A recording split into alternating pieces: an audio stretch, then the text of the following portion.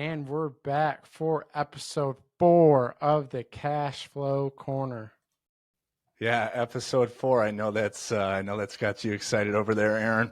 But yeah, once again, if this is maybe your first time tuning in to Cash Flow Corner here, just want to introduce ourselves. We got myself, partner of Twin Lux Capital and co-host of Cash Flow Corner, Jacob Thomas, and then my twin brother and partner of Twin Lux Capital as well, Aaron Thomas, on here. And we're fired up to get episode number 4 underway here. But how you feeling, Aaron?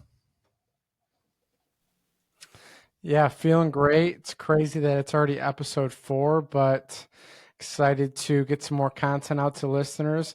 I know really when we started this podcast, we weren't sure where it was going to lead, but now we have a couple guests that will be coming up here in some future episodes. So excited to get that out to the listeners and have them hear those stories, because I think it will just help resonate with them even more and really give them just some more detail into really what goes into investing into a commercial real estate project and really what that process and groundwork looks like. So yeah, feeling excited to have episode 4 up here rolling. How are you feeling? Yeah, I'm feeling pretty good. And I guess before we hop into content here, I know, what was that, Aaron, on episode 2? I think you were talking a little smack about my golf game.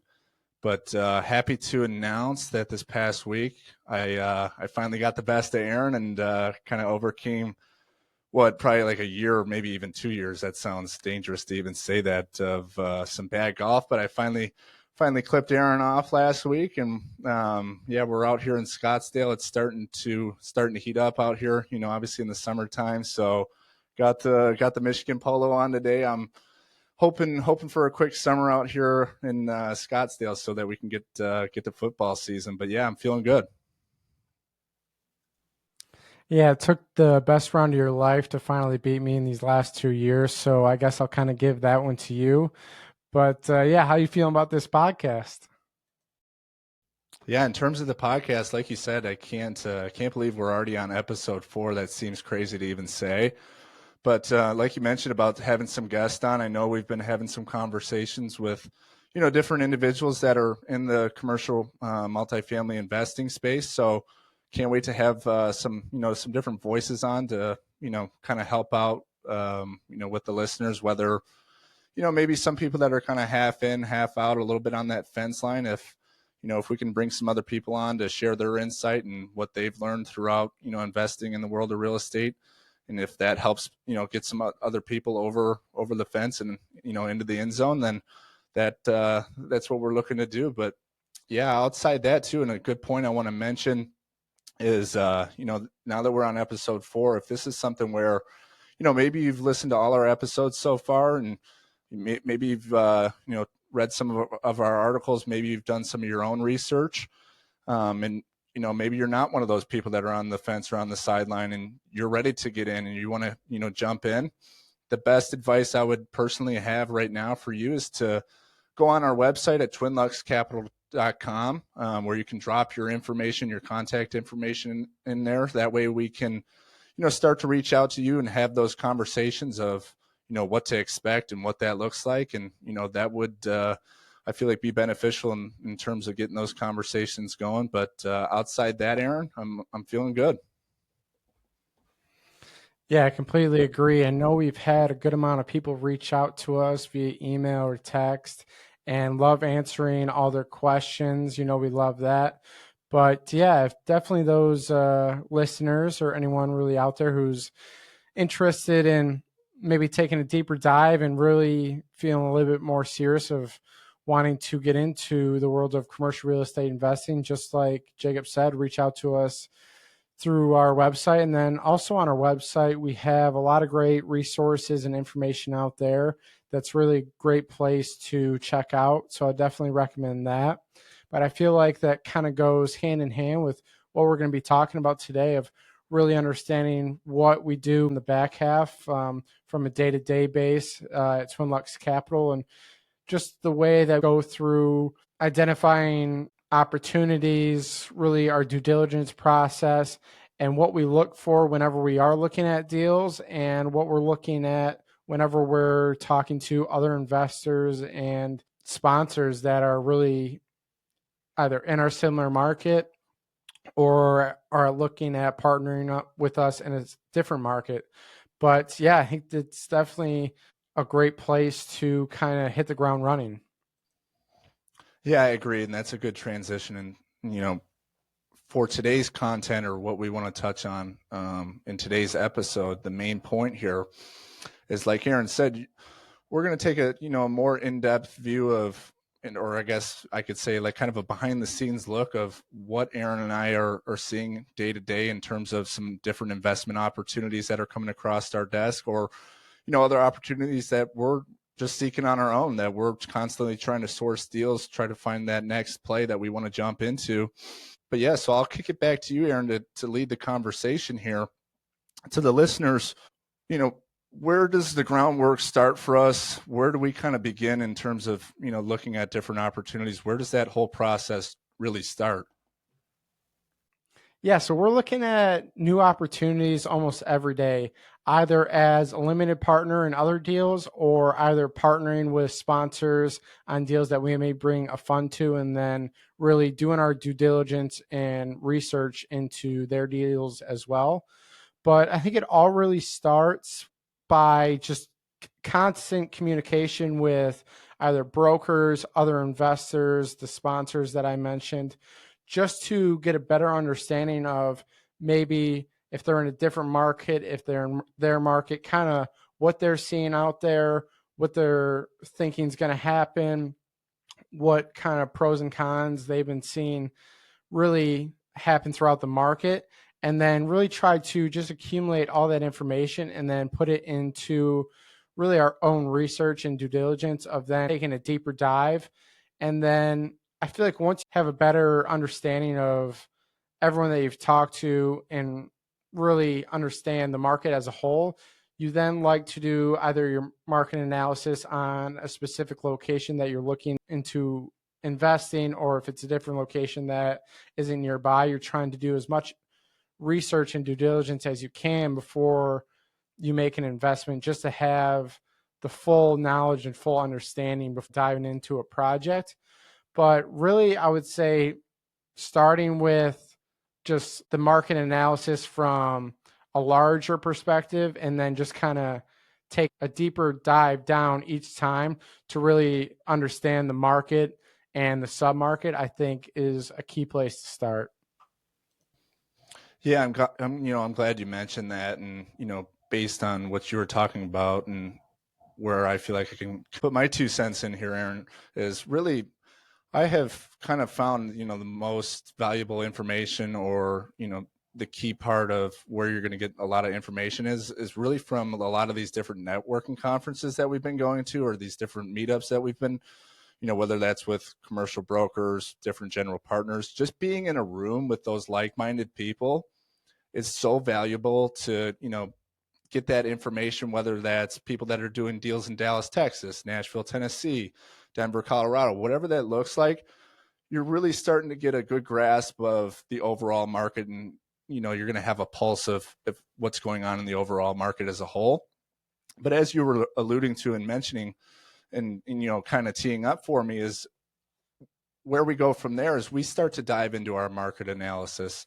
And for us, it's so key, and I think this is the key aspect here of market analysis. You want to get to know your own backyard first before you start to move into some other markets and think about, different investments in those markets. Because if you don't know your own backyard, how can you know somewhere where you're not even located? So for us, taking a deeper dive into the Phoenix, Scottsdale, Mesa, the whole Phoenix metro area, we've gone into a market analysis of identifying, what are market rents, where is the market growth, or where is the rent growth heading, along with, where is the population growth, where are people coming from, why are they coming here, in terms of, what do those jobs look like, what kind of jobs are coming into, the area that we're in. So being able to have a good firm understanding of, your sub market, or your own backyard, like I referred it to, is going to be so crucial before you start to, kind of move your feet out to some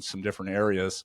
But yeah, really just being able to get some of those basic demographics first, and then you can really start to dive into some different properties that you like. And that's where I'm going to kick it back to you, Aaron. Once you do have that solid, firm understanding of the market, where do you go from there? How does that all start to play out? Yeah, I think exactly what you were saying. It's just everything's multi-tiered, and you just keep taking that next step or that next level and just keep going a little bit deeper every single time until you kind of get that full understanding of really what the investment is, what the strategy is, really what you can do. Because like you said, once you have that market analysis done, you're on top of it. You have a better understanding of where market rents are at, where prices are at, like you mentioned. Taking the next step or the next level into the property evaluation of, let's say you have a good market analysis, know the hot spots of really where you think a good opportunity may be. So then you look for certain opportunities of properties that you think may be undervalued, or you think you may be able to increase rents, or you can add certain amenities that will ultimately increase values. It all depends on the strategies, but there's so many different things you can do. But the key is whenever you take that next look at those certain properties that you think have opportunities, it all depends upon factors such as location, type, age, the rental market dynamics, ultimately just trying to really get a better understanding of the property itself, I think is very beneficial, because from there have a better understanding of the market, you have a better understanding of the submarket where the property is located, and then you have a basic outline of the property itself, and you then take that next step into financial analysis, which is really where the rubber meets the road, and you're going to figure out, does this deal actually pencil and make sense financially, or is this just going to be something that you're going to have to move on from right away? Because this is the biggest thing where me and Jay up constantly, you're just underwriting or doing deals every single day to really figure out that specific opportunity that makes the most sense for either you and the general partner, or just the fund itself. So it's always constant, and there's always something that's up next. But yeah, I think the financial analysis is a really key point whenever you're moving on from the property evaluation. Yeah, and I think that's a good place for me to kind of hop in and really give my thoughts on, like you said, and I love the way you framed it in terms of, you got this overall picture and then you kind of keep taking a deeper dive. So it's almost like a funnel leading you down into ultimately a decision at the end. But, what you were kind of transitioning to in terms of the financial analysis part, this is the part where Aaron and I start to nerd out. We start to go through, all the underwriting strategies. We start looking at all the numbers.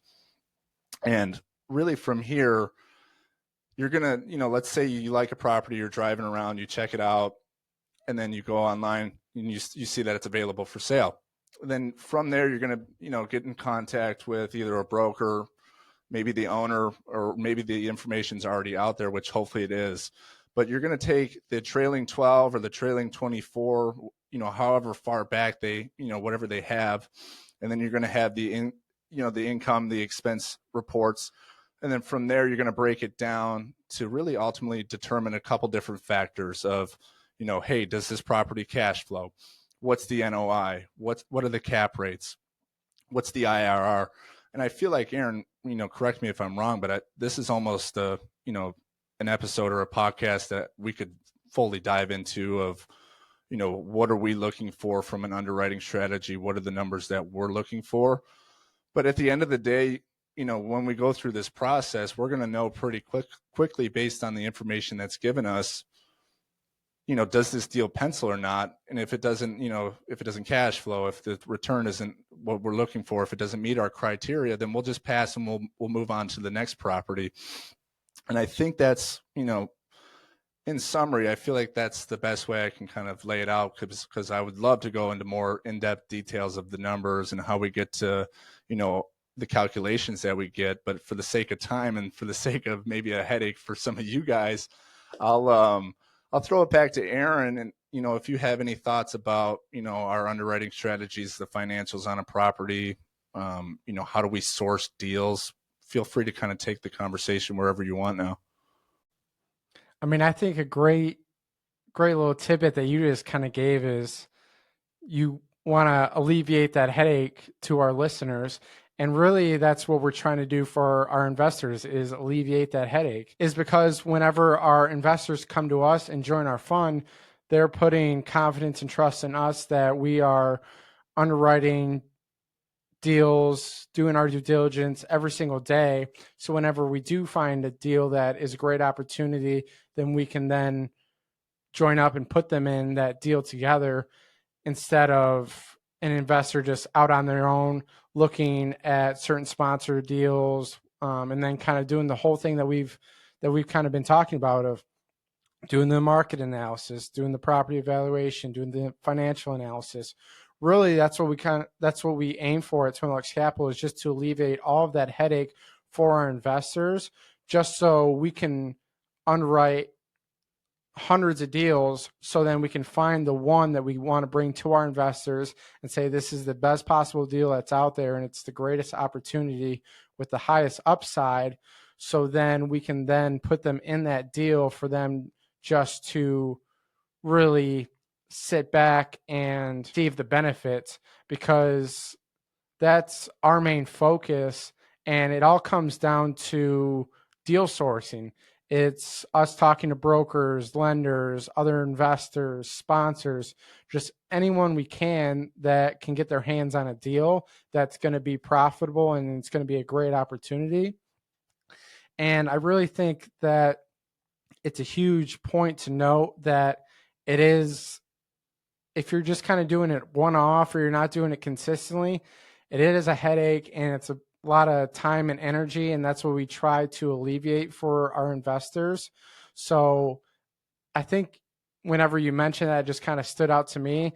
And really, I think that's a huge point of really what this episode is about, of everything that we dive into on a daily basis and what we do, just so our investors save time, money, and energy by not having to do any of the things that we're doing and just receive all the benefits, I think is a huge focus. Yeah, Aaron, no, I appreciate you hopping in there to kind of pick up my thoughts about, like you said, of that's what Twin Lux is for. We're going to alleviate that headache. We're going to come in and, eliminate that legwork of everything that we just broke down, identifying a property, underwriting the property. Because really, at the end of the day, and what we know, Aaron, is we might have to go through this process 100 upwards of 200 times before we finally narrow into a property that we feel like that we can move forward with. So I feel like this just really summarizes all of the, the legwork, the daily stuff that Aaron and I do that, the investor essentially doesn't have to do. So for me, that's the key aspect. The main point that I want to get across is, all the things that Aaron and I are doing on a daily basis. It's not even in the heads of the investors. So, I don't know if you have any more thoughts to kind of add to that, but yeah. No, I think that was great, of really trying to go over what we do and really everything that we go into on a daily basis, of really doing our research and due diligence and really trying to find new opportunities so our investors don't have to go through that whole process, I think is the really main focus. But like you said, it's what we love to do, and helping out our listeners, our investors, everyone that we're kind of in communication with is another key point, and just love being a great resource. So I think that kind of summarizes up this whole episode. And I think it's a great point. But yeah, I think we'll end it off there. And I just can't thank the listeners enough for tuning in again here to episode 4. And again, if you have any other questions or anything like that, or if you just want some more resources or information, definitely feel free to reach out to us. But yeah, thanks for tuning in today. But yeah, before we wrap up this podcast today, as always, and I don't know if we mentioned it at the start of the video or not, but it's super important for us to continue to reach more and more people. So if you guys could follow us on our social media pages, continue to share our content, like it, all that good stuff. We appreciate it. So continue to do that and be on the lookout for some more exciting stuff as we continue.